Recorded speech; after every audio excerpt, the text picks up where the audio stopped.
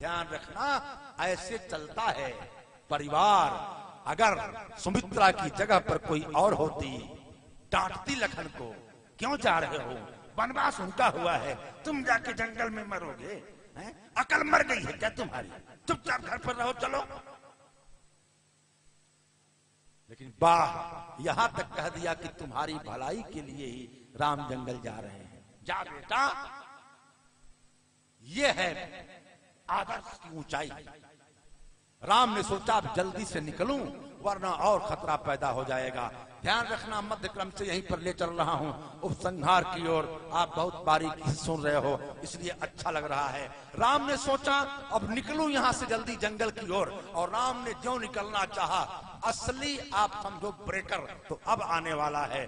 ज्यों निकलना चाहा, आवाज आ गई, राम। राम ठहर गए। आवाज किसकी है? तो मां की, कौशल्या। हाँ मां। तब तक मां आ गई। कहां जा रहा है?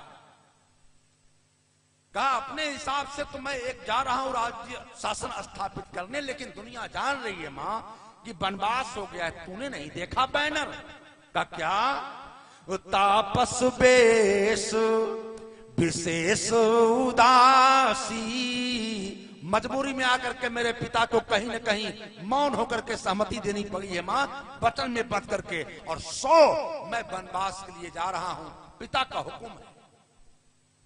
अच्छा, अपने बाप को इतना मानता है तू? का क्या मां, कैसा सवाल कर रही है? अपने बाप को बहुत मानता हूं, गजब मानता हूं। अच्छा, कितना मानता है बेटा? का मां, ये अति प्रश्न है, कितना मानता हूं कैसे बताऊं? मेरे बाप ने अगर कभी मुझे कह दिया राम आग में कूद जाओ, मां जबान नहीं हिलाऊंगा, कूद जाऊंगा आग में। मेरे बाप ने कह दिया सरजू में कूद करके सुसाइड कर लो, मर जाऊंगा मां, जबान नहीं हिलाऊंगा। अच्छा, इतना क्यों मानते हो? का इसलिए मानता हूं कि मेरे बाप ने मुझे उंगली पकड़ करके चलना सिखाया है। मां, मुझे याद है चक्रवर्ती सम्राट मेरा पिता अयोध्या के सिंहासन पर पूरे जाहो जलाल के साथ बैठा होता था अपने रुतबे में, और मैं बालक था, पूरे बदन पर मट्टी लपेट करके आता था। मेरे बाप ने नफरत नहीं किया, उसी पोजीशन में गोद में उठा करके ले लिया। धूसर धूरी भरे तन आए, अभूपति भी हंसी गोद बैठाए, धूसर धूरी। इतना मानता है मेरा बाप, और आज वचन में फंस करके मजबूर हो गया मेरा पिता। तो क्या मेरी औकात और फर्ज इतना भी नहीं है कि मैं उस बात को कायम रख सकूं आगे तक? बहुत मानता हूं मां, और सच राम की प्रज्ञा में प्रतिष्ठित होकर के देखो तो आपको पता चलेगा कितना अपराध हम लोगों से जीवन में हो जाता है। ध्यान रखना, छोटा बच्चा है, बाप अपने कंधे पर रख करके बच्चे को घुमा रहा है, नीम के पेड़ पर कौवा बैठा है, बेटा पूछता है पापा क्या है? बेटा कौवा है। 2 सेकंड नहीं बीता, फिर बेटा पूछता है पापा क्या है? बेटा कौवा है। पापा पापा पापा क्या है? बेटा कौवा है। ए पापा क्या है? बेटा कौवा है। 50 बार पूछता है पापा वो क्या है? बेटा कौवा है। वही बाप बुढ़ा हो गया 80 साल का। कुछ लोग मिलने आ गए बेटे से, और बाप ने खांस करके पूछा ए बाबू कौन है हो? तो बेटा बोल रहा है चुप रहिए बेमतलब का बक बक बक बक, आपसे क्या मतलब है? फालतू में बकवास करते रहते हैं, ये नहीं चुपचाप पड़े रहे। कौन है हो, कौन है हो? नालायक। 50 बार पूछा था पापा क्या है, 50 बार पापा ने कहा था कंधे पर बैठा के बेटा कौवा है, और एक बार 80 साल के पापा ने पूछ दिया बेटा कौन आया है? तो बाप बकवास कर रहा है। बहुत मानता हूं मां, अपने पिता के लिए जान दे दूंगा। राम की चेतना देखो, लेकिन राम इसी चेतना के चलते फंसेंगे आगे। ध्यान बनाए रखना। अच्छा राम इतना मानते हो? हाँ मां, बहुत मानता हूं।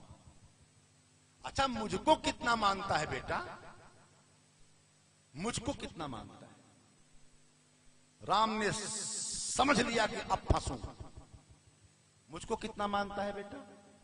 कमा ये कैसा सबका जवाब दे, मुझको कितना मानता है। कमा पूछ रही है तो बता देता हूं, बाप से 1000 गुना ज्यादा।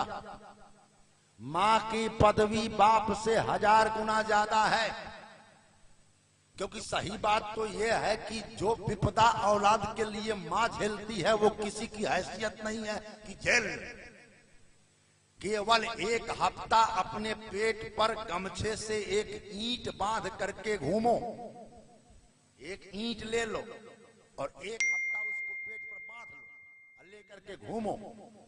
8वें दिन या तो ग्वालियर जाओगे, नहीं तो रांची, आगरा में भी अभी है, पगला जाओगे।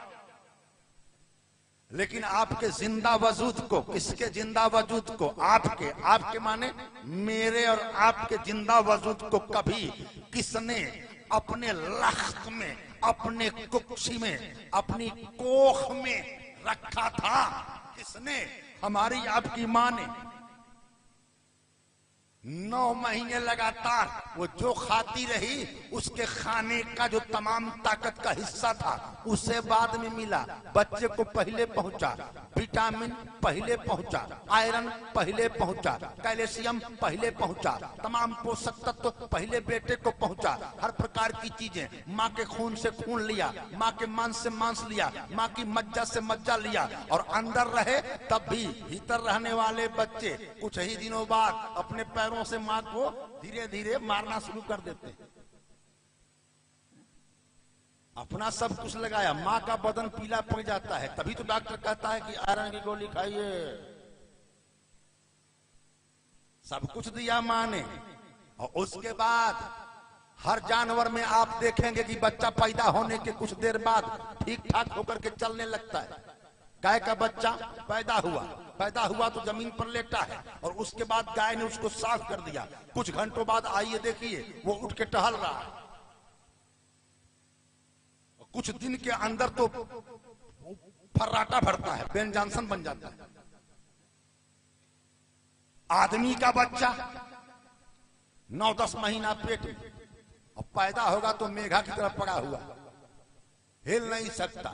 तो मालिश करेंगी कई महीने तक, साल तक, पोर पोर की मालिश करेगी ताकि हड्डियां सही हो जाएं।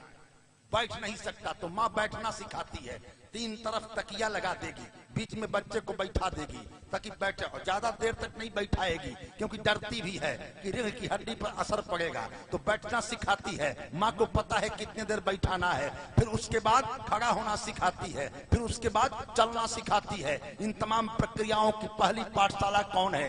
मां है, मां।